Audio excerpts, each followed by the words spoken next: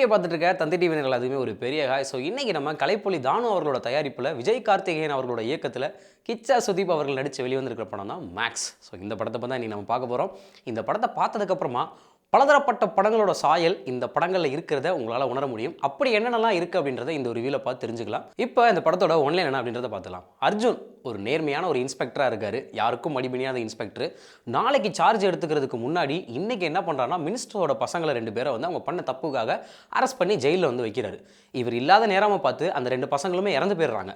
அதுக்கப்புறமா கதை அப்படியே நகருது. ஸோ இந்த கொலையை யார் பண்ணா, இது உண்மையாகவே கொலைதானா? ஏன்னா மினிஸ்டரோட பசங்க அவங்க 2 பேரையும் தேடி வர இதுக்கப்புறமா கதை எப்படி நகருது அப்படின்றதா இந்த படத்தோட ஒரு ஒன்லைனாகவே இருக்குது. ஸோ அதுக்கு முன்னாடி இந்த படத்தோட ஓவரால் வியூ நம்ம பார்த்துட்டோம் அப்படின்னா, இந்த படம் வந்து 2 மணி நேரம் 18 நிமிஷமான டியூரேஷன் ரிலீஸ் ஆயிருக்கு. ஆல்சோ கன்னட படம் தமிழில் மல்டிபிள் லாங்குவேஜஸில் டப் பண்ணி ரிலீஸ் பண்ணியிருக்காங்க. இந்த படத்தை பார்க்கும்போதே உங்களுக்கு வந்து இந்த கேஜிஎஃப், சலாரு, ஸோ இந்த மாதிரியான படங்களோட ஒரு சில பில்டப் சீன்ஸோ இல்லை மற்ற விஷயங்களும் உங்களை ரிமைண்ட் பண்ணும். அண்ட் முக்கியமாக இந்த படத்தை பார்க்கும்போது நம்ம தமிழில் கார்த்தி நடித்து வெளிவந்திருக்கிற அந்த கைதி படத்தோட சாயல் வந்து இந்த படத்தில் இருக்கிறத உங்களால் ஃபீல் பண்ண முடியும். ஏன்னு கேட்டிங்க அப்படின்னா, அந்த படம் மாதிரியே இந்த படமும் ஒரு போலீஸ் ஸ்டேஷனுக்குள்ள ஒரு இரவுல என்னென்ன மாதிரியான விஷயங்கள் நடக்குது அப்படின்றத மையப்படுத்தி எடுக்கப்பட்ட படமாக இந்த படம் உங்களுக்கு ஃபீல் ஆகும். சரி, ஓகே. இப்போ இந்த படத்தோட பாசிட்டிவ் சைட்ஸ்லாம் நம்ம என்னன்றதை பார்க்கலாம். ஸோ ஃபஸ்ட் இந்த படத்தோட பாசிட்டிவாக நம்ம எதை பார்க்கலாம்னு கேட்டிங்க அப்படின்னா, ஸ்டண்ட் கொரியோகிராஃபி. ஸோ ஒரு typical Kannada film KGF, Salaar போன்ற படங்களை பார்த்த நீங்கள் ஆக்ஷன்ஸ் இந்த படத்தில் என்ன மாதிரியான விஷயங்கள் இருக்கும் அப்படின்றது நீங்கள் நினச்சி தான் போயிருப்பீங்க. ஸோ முற்றிலுமா அந்த படங்கள்லேருந்து மாறுபட்டு இந்த படம் இருக்குது. ஏன்னு கேட்டிங்க அப்படின்னா, ஒரு டீசெண்டான ஒரு ஸ்டண்ட் கொரியோகிராஃபியாக இந்த படம் பார்க்கும்போது உங்களுக்கு ஃபீல் ஆகும். அந்த வகையில் இந்த படத்துக்கு இது ஒரு மிகப்பெரிய ப்ளஸ்ஸாக இருக்குன்னு சொல்லலாம். அண்ட் அதுக்கடுத்ததா நம்ம சொல்ல வேண்டிய ஆள் யாருன்னு கேட்டிங்கன்னா, பாசிட்டிவாக கண்டிப்பாக நம்ம வந்து கிச்சா சுதீப் அவர்கள் தான்.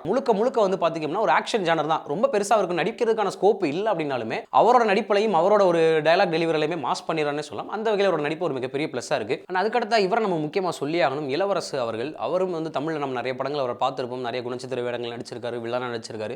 இந்த படங்களையும் அவருக்கு ஒரு நல்ல ஒரு ஸ்கோப் கொடுத்துருக்காங்கன்னு சொல்லலாம். மற்றவங்களுக்கு இருக்கிறத தாண்டி இவருக்கு நடிக்கிறதுல இந்த படத்தில் கொஞ்சம் ஸ்கோப் கொடுத்துருக்காங்க. அது ஓரளவுக்கு ஒரு பாசிட்டிவாக நம்ம சொல்லலாம். ஸோ அதுக்கடுத்தா இருக்கிற இன்னொரு பாசிட்டிவ் நம்ம எதை பார்க்கலாம்னு கேட்டிங்கன்னா, இந்த படத்தோட ஸ்க்ரீன் பிளே தான். கிட்டத்தட்ட ஒரு 2.5 மணி நேரம்னு வச்சுக்கோங்களேன். ஒரு எங்கேஜிங்காக ஆடியன்ஸ் எந்த அளவுக்கு வச்சுக்க முடியுமோ அந்த அளவுக்கு வந்து ஒரு சூப்பரான அமேசிங்கான ஸ்க்ரீன் பிளே கொடுத்துருக்காங்க. ஓகே, அதுக்கடுத்து நடக்க போகுது, 2 பேர் ஸ்டேஷனுக்குள்ள இறந்து போயிட்டாங்க, அதுக்கப்புறம் நடக்க போகுது, மினிஸ்டர்ஸ் தெரிஞ்சா இந்த மாதிரி பிரச்சனை வரப்போகுது, ஒரு விறுவிறுப்பான திரைக்கதையை கொடுத்து நம்மளை எங்கேஜிங்காக வச்சிருக்காங்க. அந்த வகையில் திரைக்கதை இந்த படத்துக்கு வந்து ஒரு மிகப்பெரிய ப்ளஸ்ஸாக இருக்குன்னே சொல்லலாம். மியூசிக், ஐயோ எப்பா என்ன மியூசிக் டைரக்டர் நீங்கள் போட்டு இப்படி அடிக்கடி நடிச்சிருக்கீங்களே அப்படின்ற மாதிரி ஒரு ஃபீலை கொடுக்குது.